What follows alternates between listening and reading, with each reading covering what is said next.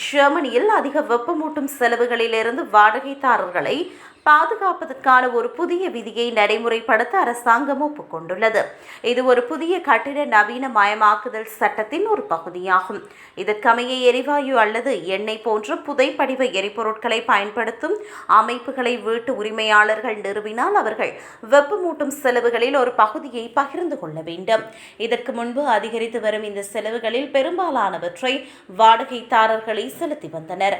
இந்நிலையில் தற்போது நடைமுறைக்கு வரவுள்ள இந்த மாற்றம் எரிபொருள் மற்றும் கரியமில வாயு விலைகள் அதிகரித்து வரும் இந்த சூழ்நிலையில் முக்கியத்துவம் பெறுகிறது. இது வெப்பமூட்டும் செலவை அதிகமாக்குவதால் வீட்டு உரிமையாளர்களும் குத்தகைதாரர்களும் இந்த சுமையை பகிர்ந்து கொள்ள வேண்டும் என்று அரசாங்கம் விரும்புகிறது. மேலும் இந்த சட்டம் எரிவாயு மற்றும் எண்ணெய் வெப்பமூட்டும் அமைப்புகளை தொடர்ந்து பயன்படுத்த அனுமதிக்கும்.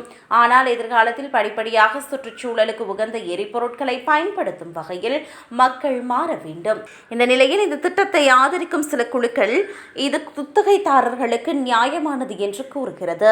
எனினும் சில வீட்டு உரிமையாளர்கள் தங்களை அதிக பணம் செலுத்த வைப்பது நியாயமற்றது என கூறுகின்றனர்.